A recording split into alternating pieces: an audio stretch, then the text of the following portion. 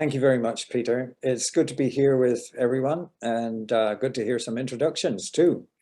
It is really appropriate a couple of weeks after the National Day of Truth and Reconciliation here in Canada that we welcome our speaker this morning, Danny Zacharias.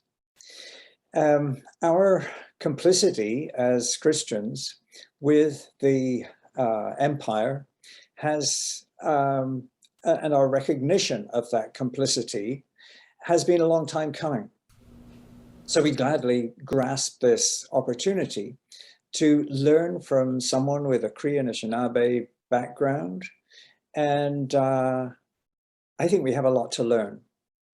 I feel as if I know Danny already, although we have never met face to face. But we participated, my wife Sue and I participated in the International NATES conference earlier this year. NATES is, well, it's now international. The acronym stays, but the actual words have to do with an International Institute for Indigenous Theological Studies. So we were at an international conference, and there we saw Danny in action. And he was one of the leaders of that event. What struck me at that conference was the quality of relationships between those who were leading and speaking at this entirely Indigenous Theological Studies event.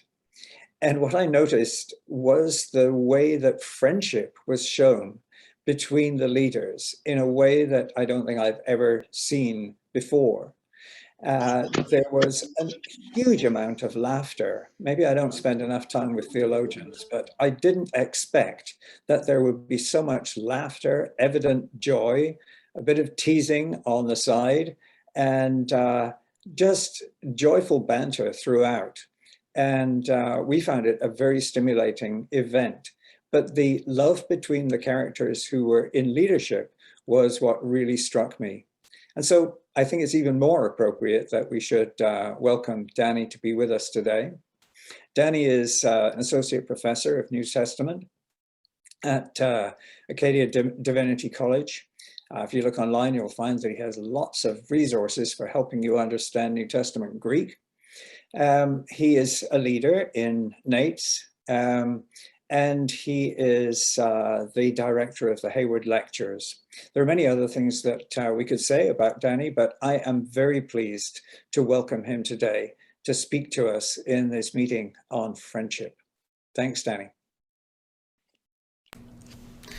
Thank you so much for that introduction. Just allow me 1 second to share my screen here.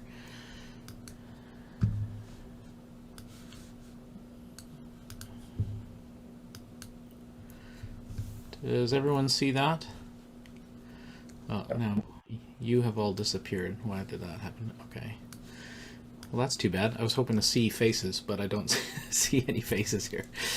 Can someone just say in the microphone if you hear me quickly and see? Yes, we can hear you and we can see your slides. Yeah. Okay, I figured that was all working. It just, unfortunately, I can't see you guys, but I trust that your smiling faces are there. And thank you for the opportunity to come together. I think this is a really neat community, and glad that I'm able to take part in it for a little while.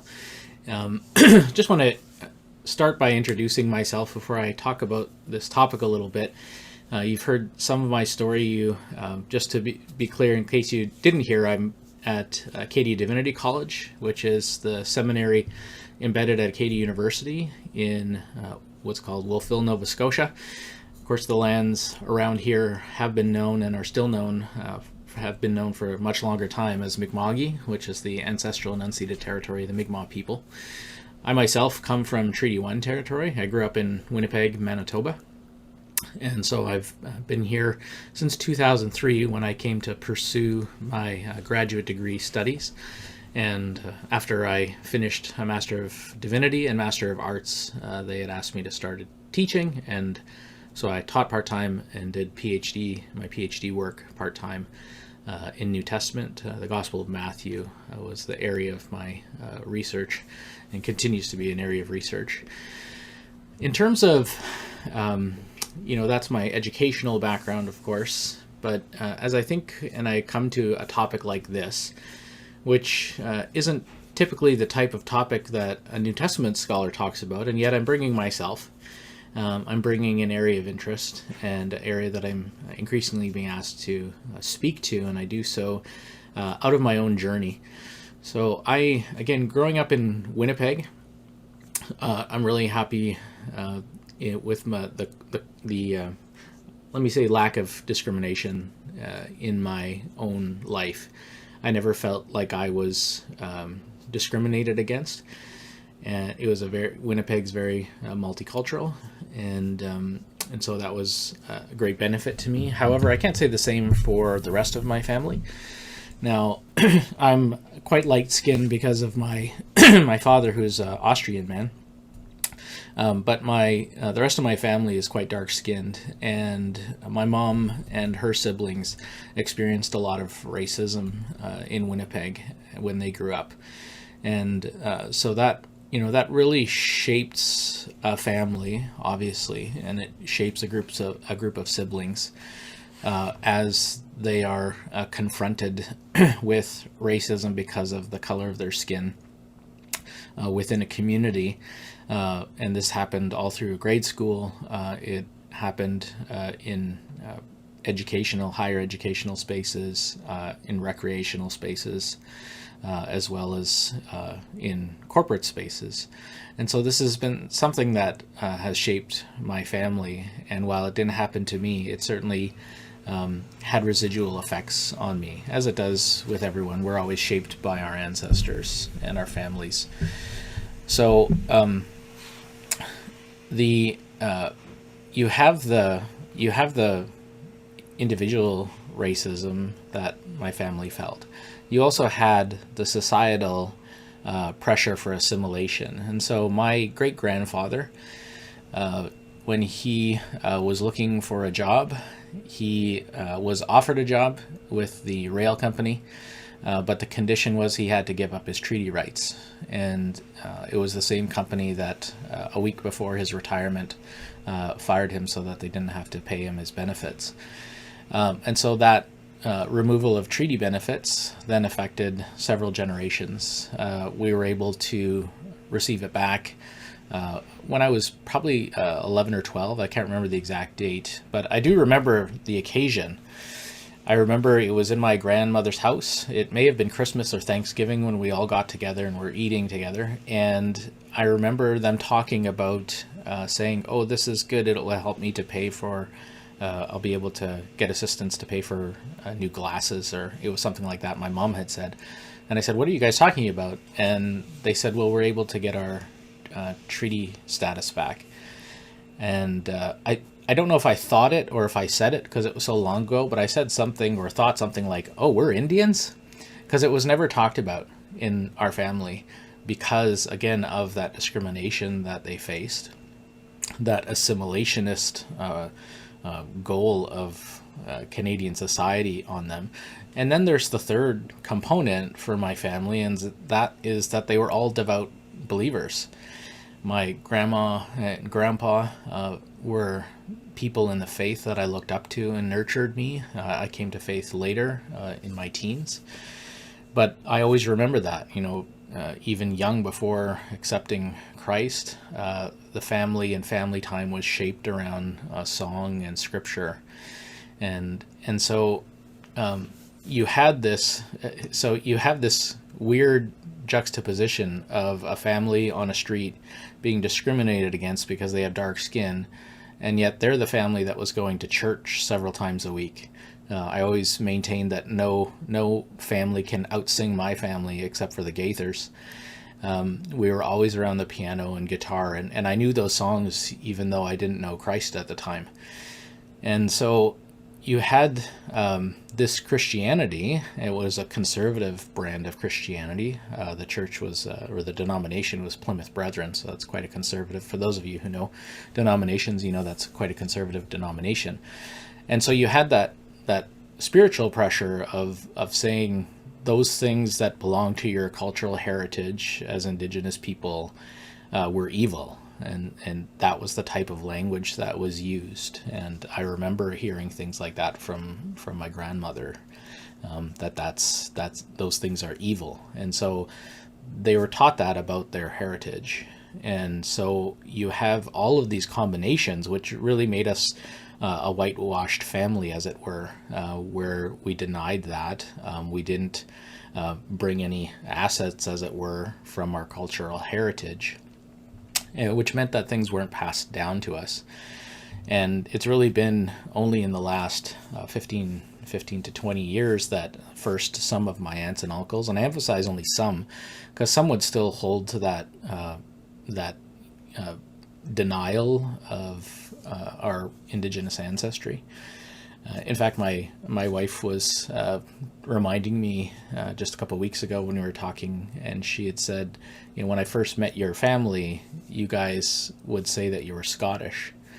And she had thought how funny that was, because my wife is Spanish, and so she thought how funny that was, given, again, I'm a lighter skin, but the rest of my family quite dark skinned, and she thought, why, that's so odd that they would say that. And of course we do have some Scottish heritage, because we're from Manitoba, northern Manitoba. Hudson's Bay Company brought especially Scottish people over from the Highlands to work with the Hudson's Bay Company, and there was intermarriage there.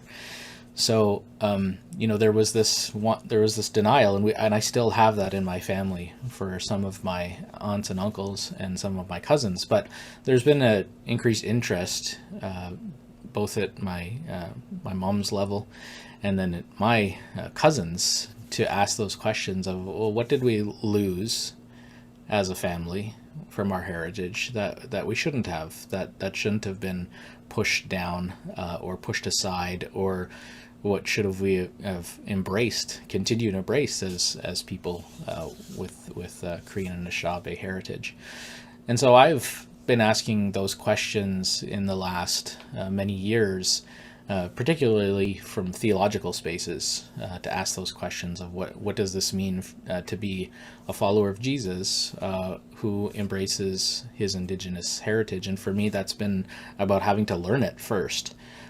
Having to reclaim those things, because it wasn't naturally passed on to me, and in fact was repressed. And so that's when I tell you this little bit about myself, I hope you recognize, if you do have Indigenous friends or colleagues, that very often this is also the case for them, where they're having to reclaim heritage and learn things for the first time on their own, as apart from it being passed down through family.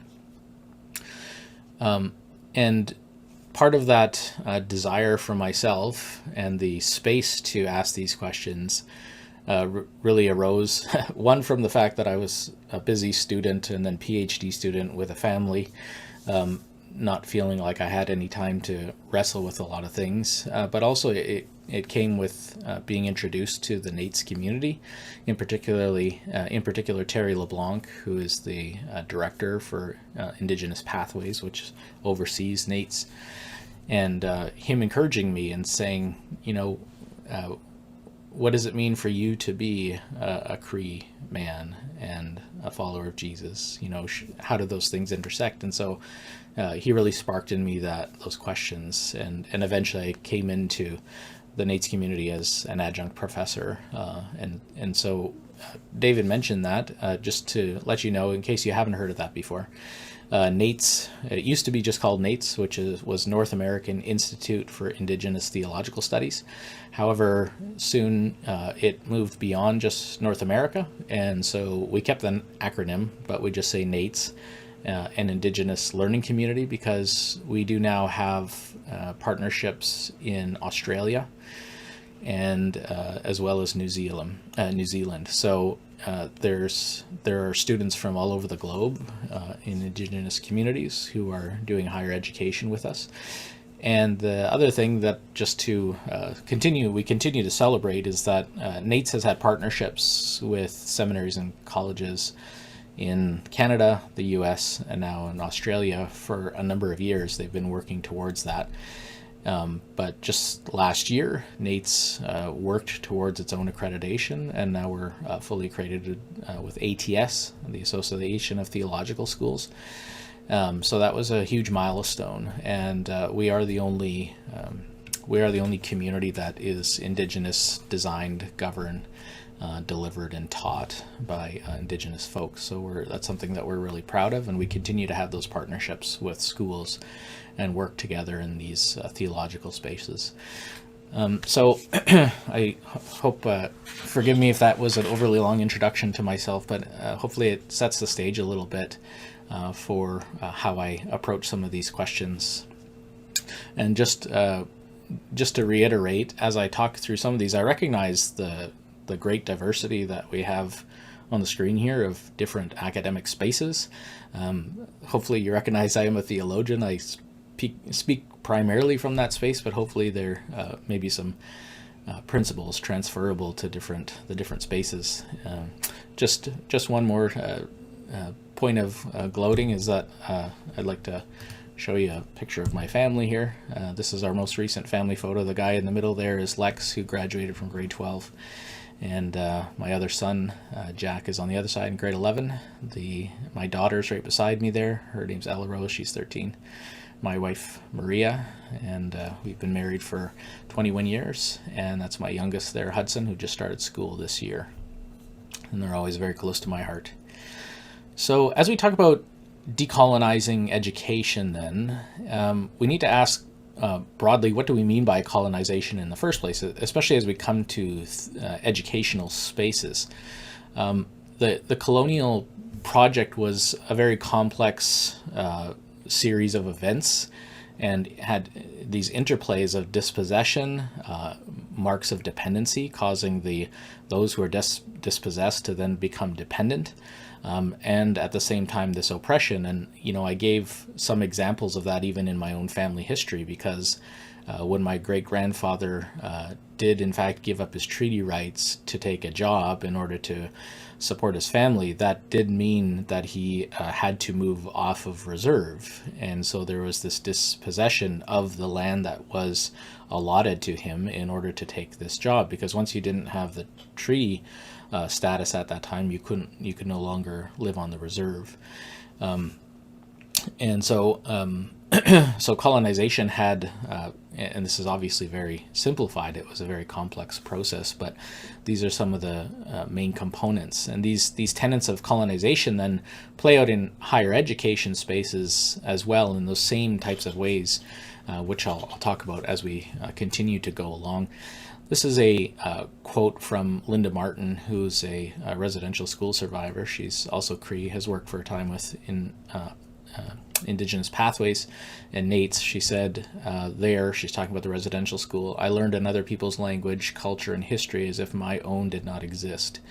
So it's that dispossession of people's history and the dispossession of and the oppression of those people's histories from even within the spaces. And so many of us here, I think, could probably go back and think about Canadian education, if you went through the Canadian education system, as I did, and having maybe a page or two on Christopher Columbus and his founding of the New World, and very little on the Indigenous peoples and their history in those spaces for thousands and thousands of years.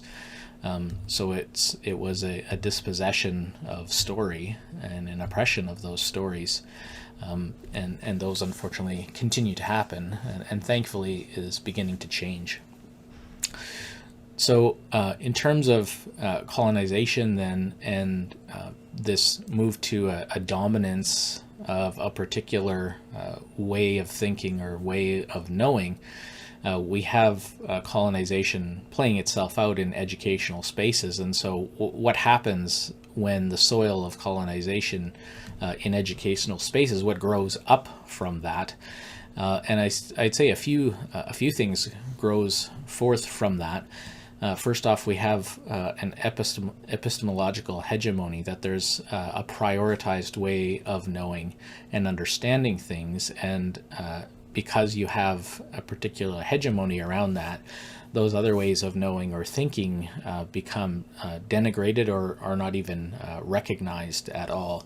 They become not only, I wouldn't even just say secondary, they become discredited and removed. And this would also include methodological hegemony, that there's a particular Western-based approach to knowledge, and those are the methods that are taught in schools primarily, and which then get perpetuated by students who learn that this is the way that we think about things, and this is the way that we do things, which in part results in more universalizing tendencies as well. So once we see something like an epistemology or methodology as primarily or of primacy, then this becomes more universalized in all territories, in all spaces. You also have within educational spaces, because of colonization, but also especially because of the Western worldview, you have a dislocation from the wider community of creation of which we're a part, and I'll talk a little bit more about that in a little while. As I think about the theological space, there was a very interesting, challenging book for people in seminary and Bible college spaces, written, I believe, just a year ago now by Willie Jennings, called After Whiteness. And in that book, he really strives to show, now he's writing from an American context, but it's certainly transferable in other spaces. He sought to show that theological education in the West was designed to create a particular type of theologian. It was that educated man, a master, what he called the master of a plantation, and a dispassionate classifier of all lesser beings. And when you train theologians like that, again, it's a colonial mentality. And he argues that even though we wouldn't use that language today of plantation or classification of lesser beings, that it still plays itself out in certain ways within theological spaces. So indigenous peoples would say that decolonizing education is theological and spiritual and material. I'm reminded of a story that I heard a couple of years back. It was from a group of theologians who were asked to meet with parliamentaries in Ottawa, and they insisted on opening in prayer, which is a normal thing for Indigenous peoples, because they see relationships and treaties and all of these things are done before the Creator. They're done and recognized as spiritual and theological, as it were, and so even outside of theological spaces, Indigenous folks would say decolonizing education, any education, is a spiritual work. And so part of decolonizing education then, given what I said in the previous slide, is that we've worked to reject or at least resist central dominating structures, which often includes language, as the central dominating stories. And once we do something like that, it opens us up to think in more real ways and realistic ways, and ways that are truer. So again, going back to that example of Christopher Columbus, that dominating narrative of this land being unoccupied and being found by the colonial powers, results in ways of thinking and ways of being in these spaces. And what happens when we resist that dominating central story and seek to speak more truly to it? Again, that would, outflowing out of those types of stories, would come different ways of being. There'd be, within decolonizing education, that rejection of superiority of Western culture. So recognizing that there are different cultures and different thought worldviews and life ways that should be seen as legitimate. And when we work to to remove or dethrone that more hegemonic Western knowledge system. It's not that we are throwing it out. That would not be an indigenous way of thinking about knowledge systems, because of course there are many people who legitimately have their origins in Western ways of thinking, and Western ways of thinking are very valuable. And so it's not a rejection of that, but it's rather a placing them around the circle of a table of discussion, as opposed to the Western approach being the sole voice in particular discussions. And a good example of this that would go outside of theological spaces, something called Nedigalimka, which would be two-eyed seeing. And you may have heard this phrase before, but there are some it's a bit of a methodological approach. It's a way of talking about epistemologies that appreciate local knowledge. So, for instance, I have a friend who lives in Truro. He's part of the Nates community. David would have heard in the last Nates symposium that he gave a presentation on archaeology, because he's an archaeologist, and working with this type of methodological approach of recognizing the value of local knowledge in the Mi'kmaq people, which includes both written and oral knowledge within the community, and working with that. And that's the two-eyed seeing. That reference is to the Western approach, which is seen as valuable. That's one eye. And then the other eye being the local knowledge of the local and indigenous people, and seeing what you're working at, whatever it might be, in both of those ways, and seeing them as valuable together. And so the decolonization project in education is that ongoing critique, but not a wholesale rejection of the Western worldview. It's rather bringing these things together and seeing the value in both. And then again, just to reiterate what I said about two-eyed seeing, is that there's this established place for local knowledge, which is not simply about people, but also about social location. For instance, again, I live in the part of Canada that has had settlers for long periods of time, some of whom have been themselves dispossessed, like the Acadians with the Acadian expulsion down south. But also you have generations that have been here for 7, 8, 9 generations of settlers. Oftentimes they are in fishing villages, for instance, and that would be in a place of local knowledge as well.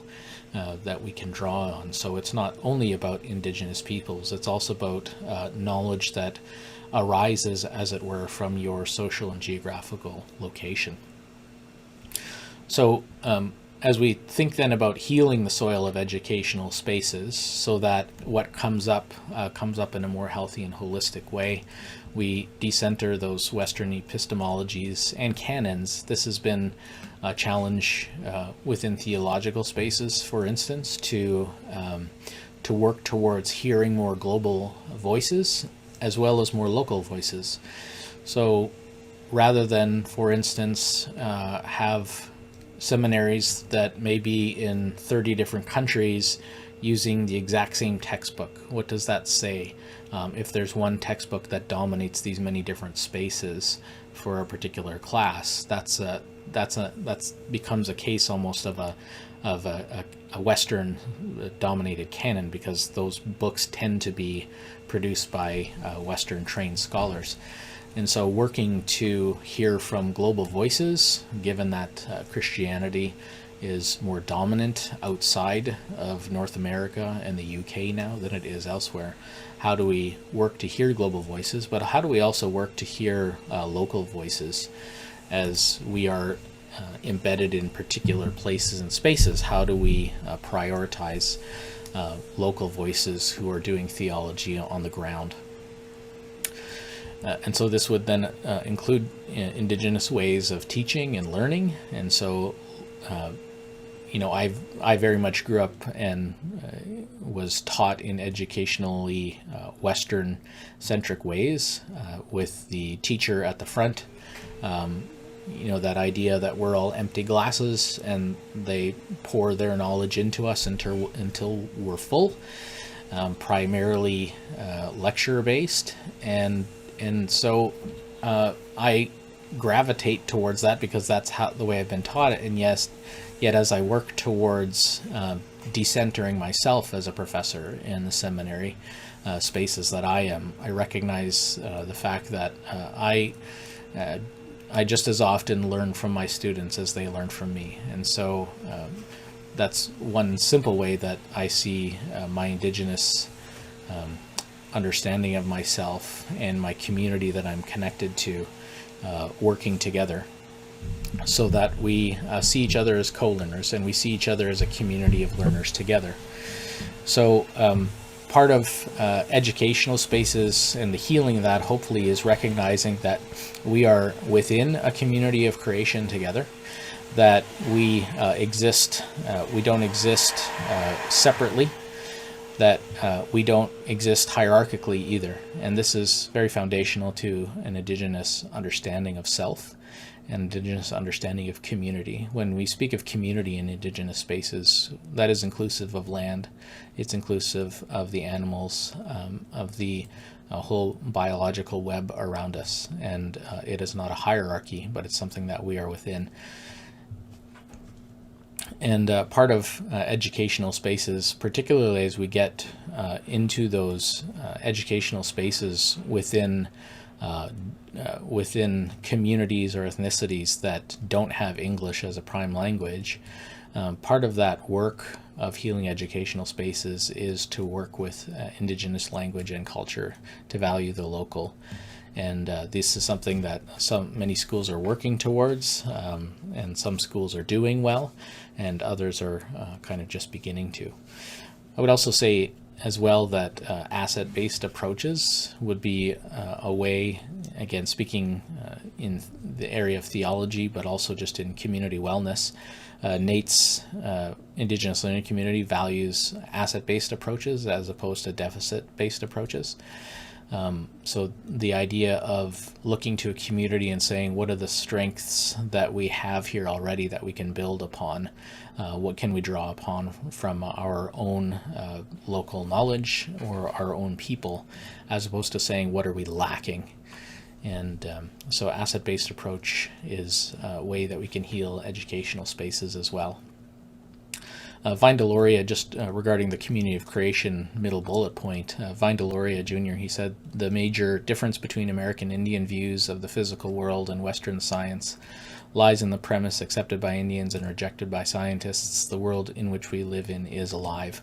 Now, he spoke many years back. I'm glad to say that at least some people that I know would also more increasingly accept that the world is alive around us and that we exist in a complex web of relationship within the community of creation. Just to move a little bit, or for a slide at least, into my own theological space, what this has meant as I teach and as I talk about theology informed by my heritage, the Indigenous theological methods will often begin with creation, will arise from the place that you are and the location that you're based. So social or geosocial location becomes a primary talking point or launching point from your theological method.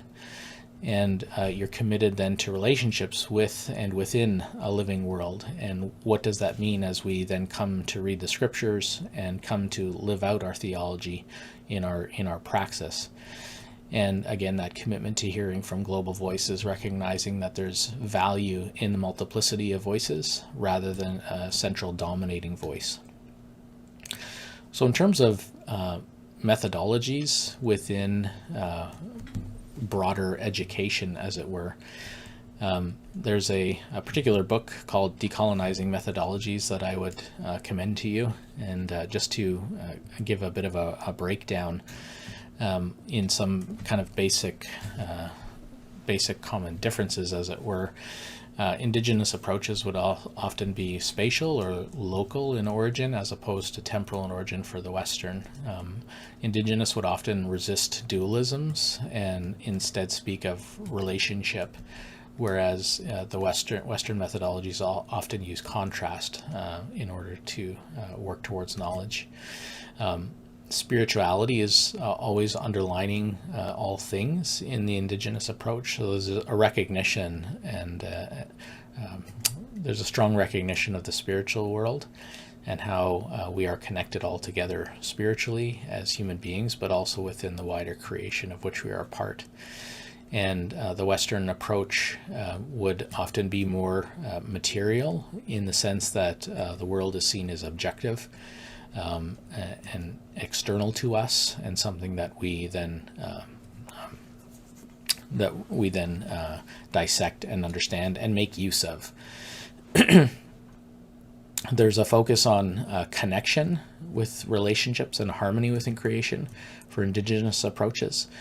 So this recognition of relationship is very important, and again, it for Western peoples and Western trained individuals, sometimes it's hard for us to speak about relationships. We tend to want to use that word only for human to human, but Indigenous ways of knowing, Indigenous methodologies would start with the idea that you are in a series of relationships with the land that sustains you, with the animals that share your same waterways, for instance, of the animals that feed you from those lands.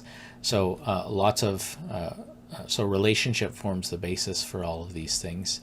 And conventional scientific processes tend to operate with a more Greek dualistic perspective of mind and matter. And there would be less of that separation within Indigenous ways of knowing. And communal knowledge is highly valued in Indigenous ways of knowing, and it becomes very local based, where it arises from the land that you're in or the people that you're close to, and knowledge comes through that way. And Western ways of knowing would value objectivity and more universality. And again, I would say that people increasingly recognize that there is no such thing as objectivity, but yet there's still this striving towards that in the Western approach. You know, a recognition you can't be totally objective, but you strive towards it. Whereas Indigenous way of knowing would say you embrace the fact that you don't have objectivity because you are formed by the family, that you are a part of the community, you're part of the land that you are a part of. So just to circle back then onto my title about friendship, neighbors, and treaty partners, as I've talked through all of these things, what does it mean to talk about decolonizing education and using these types of relational language, which I know you're focusing on for this event together.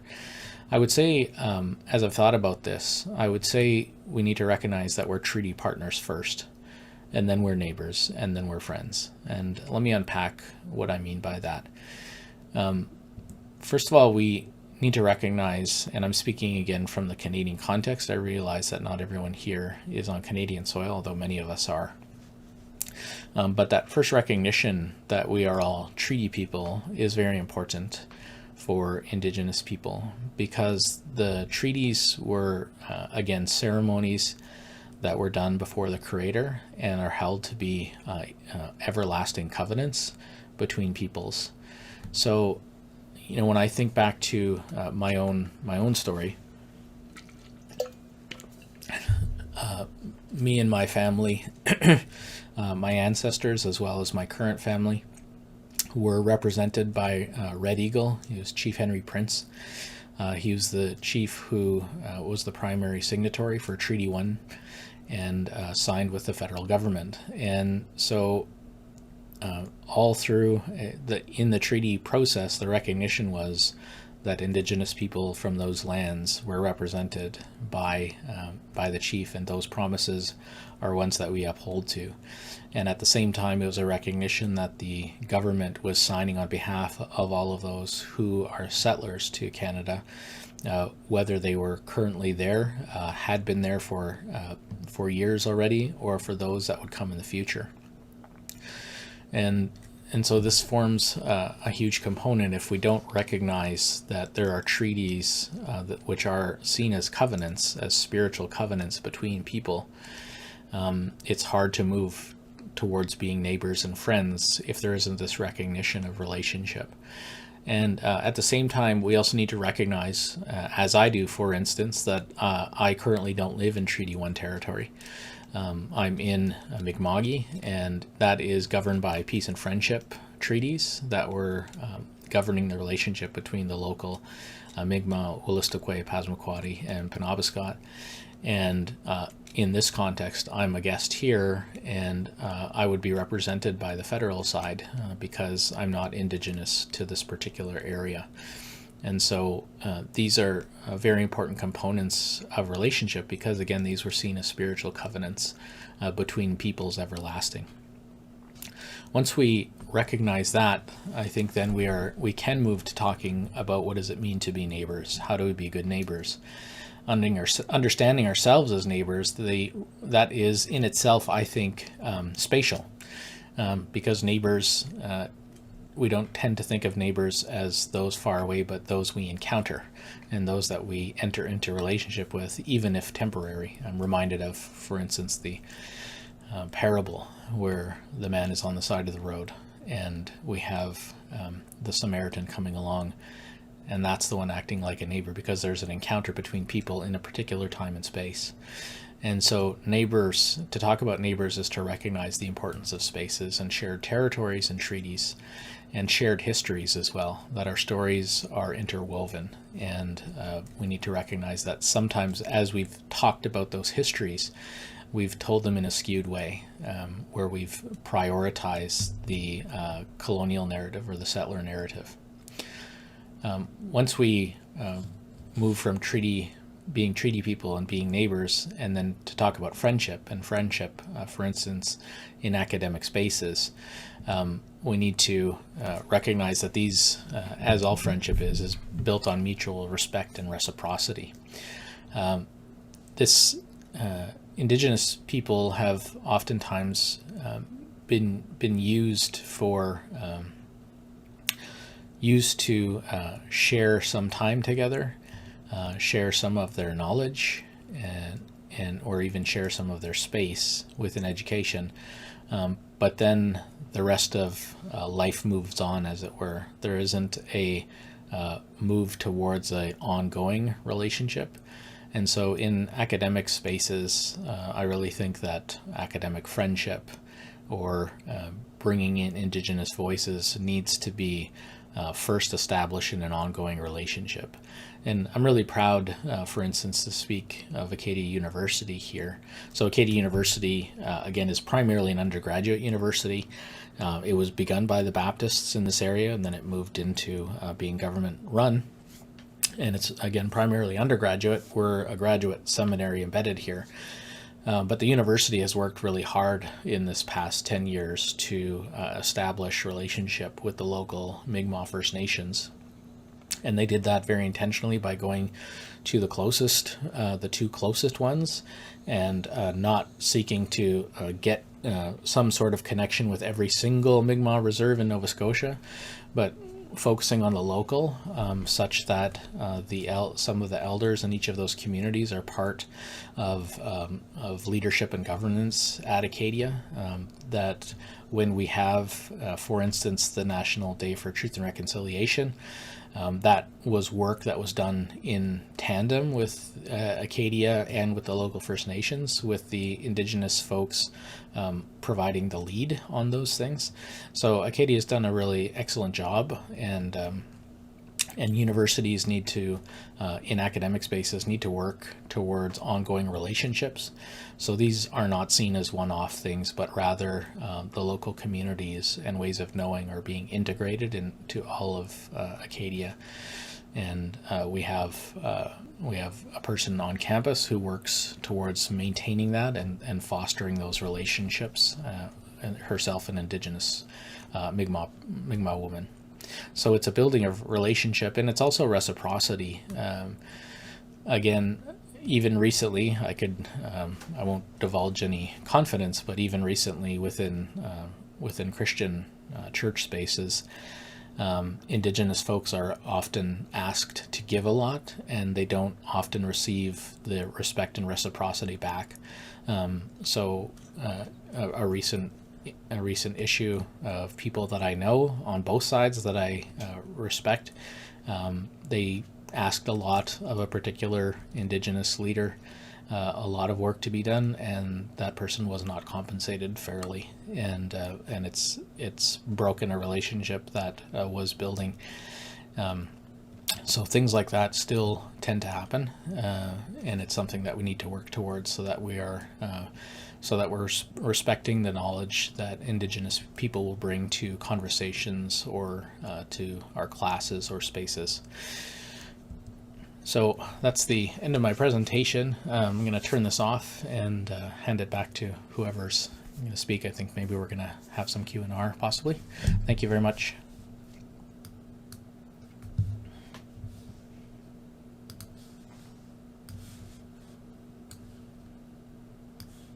Thank you very much indeed, Danny. That was actually for me thrilling and fascinating to hear what you had to say. And of course, as you were speaking, I was recognizing aspects in my own thinking where I could see that, the kind of Western epistemologies and methodologies within which I've been raised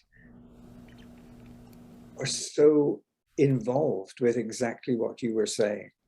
And I love the way that you put things. In a sense, you were placing the notion of friendship that we are talking about this weekend in the context of the connectedness and the relationality of all things.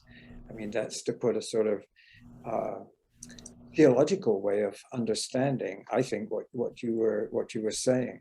And so what you had to say in the earlier part of your talk about the ways in which the very different relationships and different pathways have emerged between Western and Indigenous ways of thinking really does contextualize in a helpful way those questions of friendship that we're dealing with this weekend. So thank you for that. I find it very life-giving. Yes, we are going to go to Q&A, and if you'd like to continue to put questions in the Q&A, then I'll transmit them to Danny. I guess you can see the Q&A anyway, Danny, but it's a lot to try to think and watch questions. So I'll try to watch the way the questions are coming up. And the last thing that I wanted to mention was that you acknowledged the moments at which and the ways in which friendships can also be spoiled, how we can break those relationships. And I think, in an event where, in a sense, we rightly celebrate those great moments of friendship, particularly because we're academics in academic contexts. At the same time, we have to acknowledge that the brokenness is also there and relationships can break down. So I was glad that you mentioned that right at the end there. And the context that you were describing of treaty partners and then neighbors and then friends it has an obvious resonance that I'm very grateful to you for what you're saying there. Let's look at the questions that are appearing here. I see we have a hand raised. I don't know. I just noticed something popped up there. Yep, I think we have one or two questions before that, and then we can come to the hand raised questions. So Deborah Bowen says that she's fascinated by the serendipitous, providential parallels between the decentering of educational spaces that Danny's talking about and the decentering that has been going on in Western epistemological theory for the last 50 plus years, Derrida, Foucault, etc., and all that has developed out of there, upsetting the apple cart of Western thought. More recently, as environmentalist thinking becomes primary, the move from traditional Western methodologies to ones that are more in tune with traditional indigenous methodologies seems to be happening in very fruitful ways. So it's a comment really, but I think it'd be very interesting for you to respond to that comment. Yeah, no, I do think that it's very true. I mean, in some sense, I had to speak in generalities in order to get to a more specific like this. But especially, I think in the second half there of Deborah's question, because eco-theology is kind of a place where I speak and teach about as well. And so, yeah, I could speak best to that component, but I think those indigenous methodologies in environmental and ecological consciousness becomes very helpful. And again, it goes down to, I think, what I tried to highlight several times of an indigenous understanding of the self and of community as being embedded within creation, as opposed to being hierarchically related to it. And a recognition that the health of your soil and the health of your waterways becomes directly relevant to the health of the human community and the non-human community within those spaces. And we've, I think back to, I'm sure many of you know about the famous essay by Lynn White, where I believe it was 1967, and it was a small essay that essentially placed the blame for the ecological degradation and catastrophes coming on the world solely on, or primarily on, Christian teachings that we are to dominate from Genesis. And so from that, he sees all of this rolling out, and he has a point in the sense that the church has spoken in that way for so long, and I think incorrectly as we look. Now I'm going to start preaching, so I got to be careful not to, because I speak a lot on this, our relationship with creation that's inherent in the Genesis narrative. So I do think those indigenous methodologies can be very fruitful in those environmental spaces. Mm-hmm. Yeah, I see that Peter's comment too could have been attached to the one from Deborah about the epistemological questions in Western thought, because Peter comments on the ways in which feminist Black, Latino, LGBTQ plus epistemologies are doing similar dismantling. So there's a sense in which there is multiple dismantling of the kind that you're describing. So we have a note from Ruth Hayho saying that she's seen deep connections between indigenous knowledge and Chinese traditions, the harmony way and harmony without conformity, Heo Butong in Chinese. Also opposite view, the opposite view coexisting long term in Confucianism and Taoism, what she calls dialect without synthesis, creating a deep flexibility of thought. Mm. These are all comments to which you could respond if you want to. Yeah. I guess just to Peter's first, I would say yes. You have the decentering could result in the fragmentation, such that you get the extremes of postmodernity where nothing is true, as it were. I guess the difference I would see anyway in indigenous ways of knowing is the connection to space as opposed to connection to ideologies becomes different, so that knowledge is seen as valuable because of the place from which it arises, and once that happens, it may be that learning is transferable elsewhere to different territories and spaces, but it's less likely, or at least it's not expected to be. I've learned this here, and therefore it needs to be applicable to you there, as opposed to saying this is what we've learned in our place, and this is what works and has arisen from this community or this location. So that'd be a bit of a difference. But you're right. There is it's certainly something that we need to work hard to listen to one another, as opposed to, like you said, this push towards fragmentation often means that we stop listening to one another, and that's part of friendship, I think, in academic spaces, is to listen deeply and seek to understand. Certainly in my teaching, I tell my students one of the most important things in your papers for me to see is that you fairly represent people that you disagree with.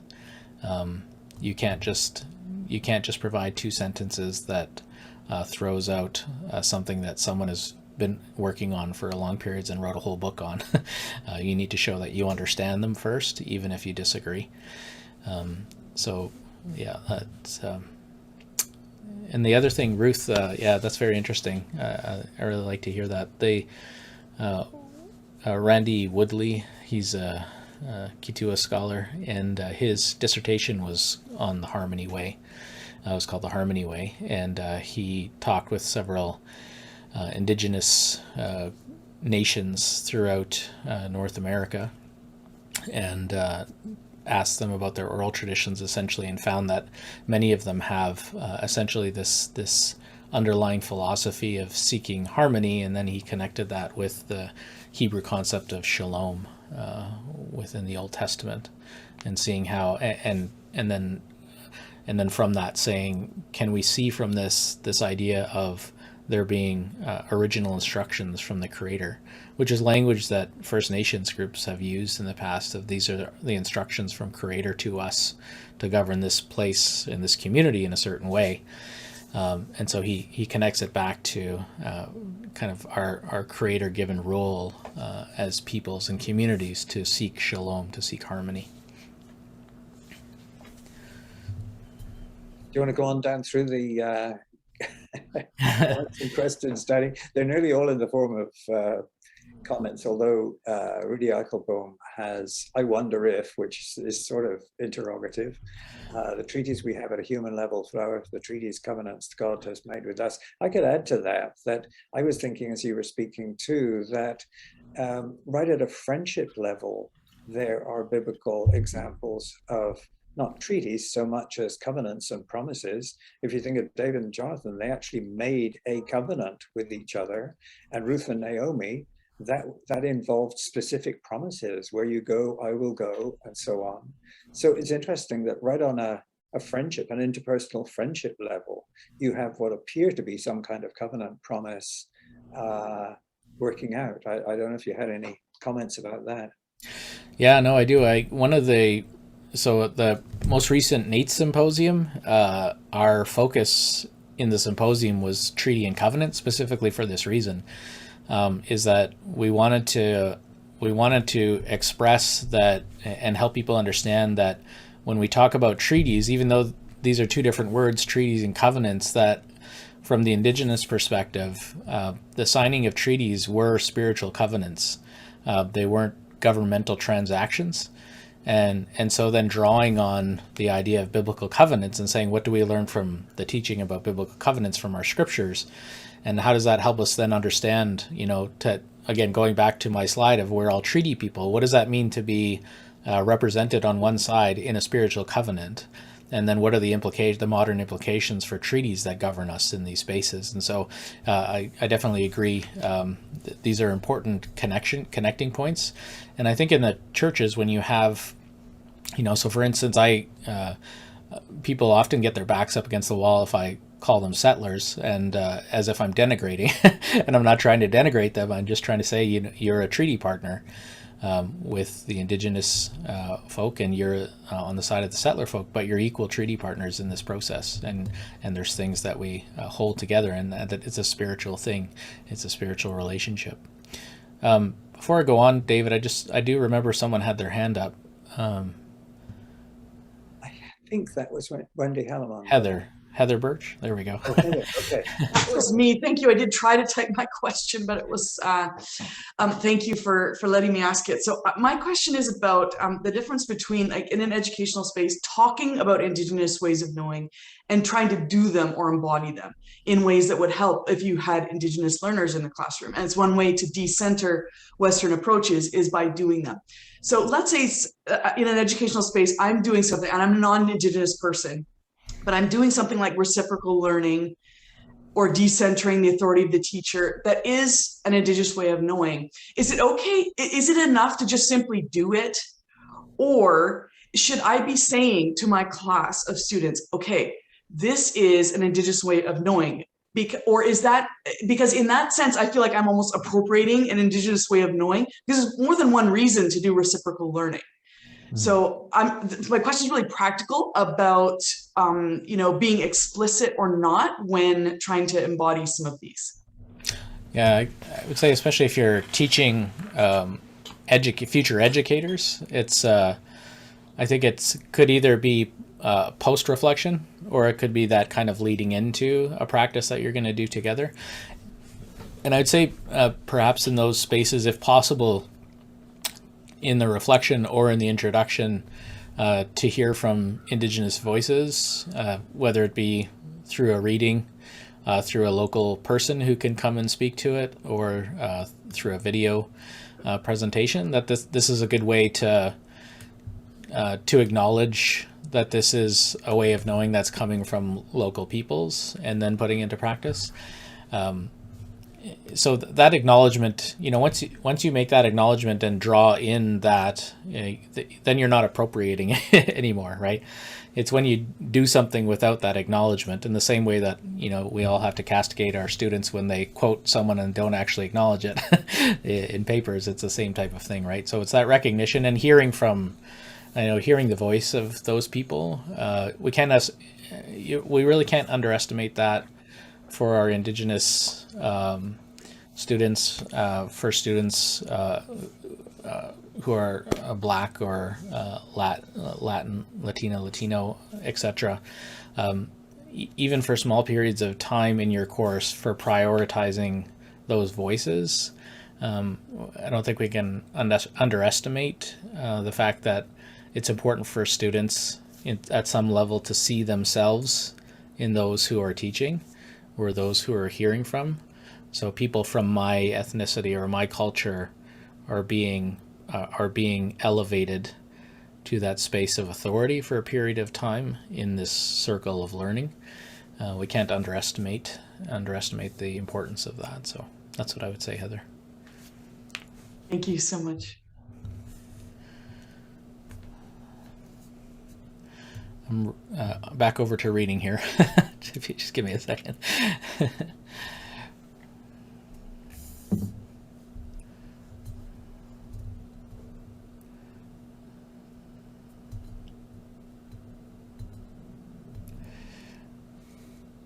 Yes, yeah. Wendy, could you, I'm just trying to understand the context from which you're asking the question. Yeah, this comes from my teaching of New Testament Greek in both the Philippines and Nigeria. And I realize I'm getting at it quite differently from but since you are doing New Testament Greek, I think you can probably understand the challenge, okay? Yeah. The Western textbooks are too expensive, so we try to write something to deal with students. But in Nigeria, English is the language, if it's not Hausa. In the Philippines too, English was the basic language, but you try and get an English textbook and you're dealing with a month's worth of salary. Right. All right, so this is the dilemma. And you're dealing with students who come from different tribal backgrounds. Many of them do not have literature even in their own language, so they hardly understand the grammar. But I came across a challenge where the languages they're dealing with are structured so different from both the English and the New Testament Greek that there's a real need to develop textbooks that really address that challenge. But as a Westerner, I'm not really competent to do that, even though I'm learning those languages. I think it needs to be the people themselves finally who have to work on that. But that's no small job either, I think, because you're coming at it perhaps from a disadvantaged perspective. So I think there, I really appreciate your emphasis on reciprocity and working together, because the Westerners I see have the resources. In Nigeria, they were just beginning to get onto the internet, whereas their libraries were very deficient. So if you're going to do a PhD, you need to get onto the internet for those resources. And yet that's so expensive in those contexts. So I guess I'm just trying to say, don't underestimate the challenges of what you're trying to accomplish. Yeah, for sure. Yeah. I would say the other thing too, Wendy, is that just the recognition that students like myself and those in the NAITS community who are reclaiming heritage, we do so, and we essentially become kind of bicultural people, where we learn to work and live in Western spaces while still being able to engage in our own local contexts. And so, when I hear that, the example of those students, right? The reality is that they're going to be learning in English because that's part of their history, and at the same time, I think they need that encouragement to embrace their heritage and to work out their calling from God for ministry in those cultural and ethnic spaces, because of that Western hegemonic style,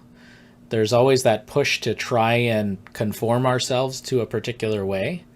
I need to start leading my church or lead worship in the Western style.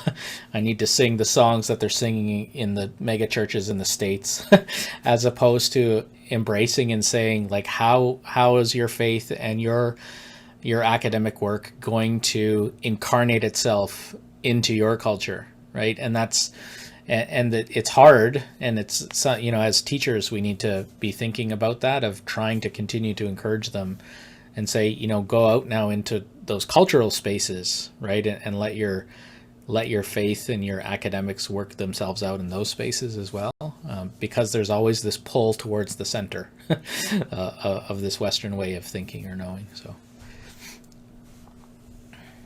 thank you. Yeah, thank you. Okay, Danny, there is the comment from Deborah about the Earth not being decentrable, and a comment from Alan about settlers seeking to decolonize their thinking and possibly falling into the trap of continuing colonizing work in the guise of under colonial structures, both of which I think are good ones for you to comment on, and that will probably take us up to time. So do you want to go back to the question about centering and the Earth that Deborah points to? Yeah, no, I agree. And that, so when I talked about the theological method, indigenous theological method, if you remember in the slide, it said that it starts with creation. So there's the recognition that we are intentionally created within this relationship of with Creator, with the creation around us, and then ourselves as a human community, or Creator, human community, non-human community. With those two, obviously the created ones, we are the created ones. There's only one Creator. And together we are in this, again, complex web of relationships that I often call the community of creation, which is, Steve Sider mentioned a book there, and I recommend that as well. But that language, community of creation, has been used in theological spaces for a while. And it's that emphasis that we are embedded within creation as opposed to being hierarchically related to it. So I agree, you can't decenter the earth, because it's the place from which we're sustained. It's the land that sustains us. And as we look to the Old Testament, for instance, you see how the covenant with the Israelites is bound to the land that they're in, and there is a call towards relationship and respect within that land. at the same time saying the land is mine, actually. If you want to talk about title deed, I own all of this land, the Creator says, right? And so therefore, work in this way with equity, right? And reciprocity. So no, I fully agree. We can't decenter it. In fact, we need to center it more. And we need to not only center it, but we need to recognize that we're in a circle of relationship as opposed to this hierarchy of relationship between the rest of creation and ourselves. So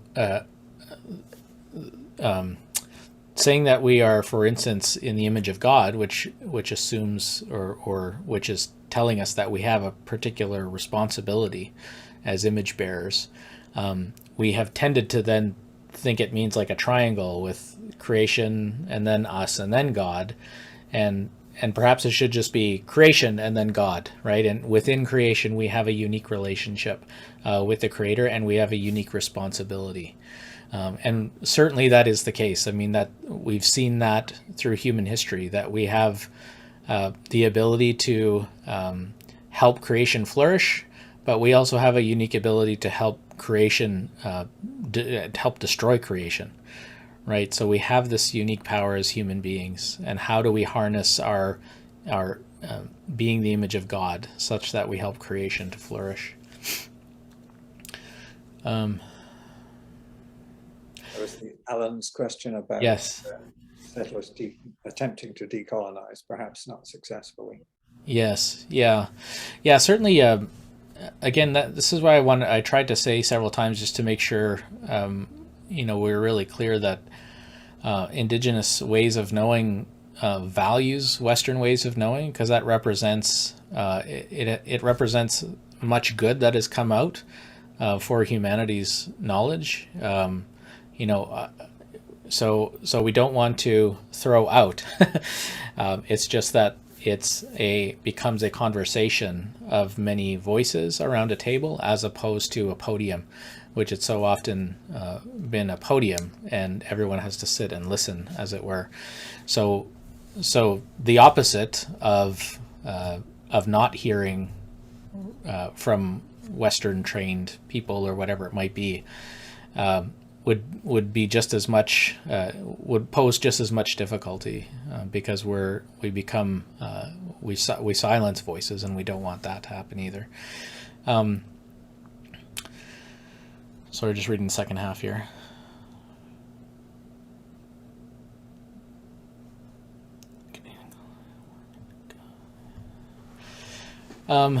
Yes, yeah, this is certainly. Alan, that's a good question, and this is why I think we always need to be working to hear from Indigenous voices and ways of knowing, because it can become just tokenism, and all the while we continue to do what we do. So to use a simple example from around here, a couple of years back, while Acadia was doing this hard work to establish relationships with the local Mi'kmaq First Nations, there was a group within one of the faculties who were planning this large-scale research project in this area, and the area was on Mi'kmaq territory, and they were essentially marching ahead without any communication with the local Mi'kmaq people, and luckily the university found out about it and said, you have to do this in the right way, otherwise you can't proceed. Like, we need to work within relationships with these people. But so you had this kind of two things happening at the same time, where they were trying to learn from and establish a relationship, and yet some people were just saying that's a guy's that's tokenism, we're just going to go on with the way that we've always done things. So certainly you can have kind of this token way of doing things, and that's where relationship becomes so important, because if you establish friendship, an academic friendship and relationship with people, there's that desire for doing things together, and that desire to draw on the knowledge of others. Great. So, Danny, I think we're going to have to close things down now.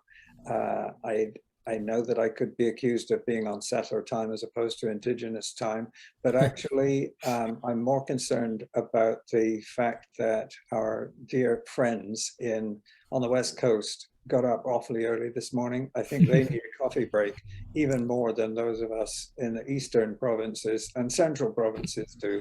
So I think we should call a halt there, but I'm sure that the folks who have kindly sent messages and further questions and comments are ones that could also communicate. I mean, you can read them now, but they're also ones that could be communicated directly to you. So once again, let me say thank you so much for your presentation and your presence with us. It's been really worthwhile. Thank you so much. Thank you. Really appreciate that. Thank you, everybody.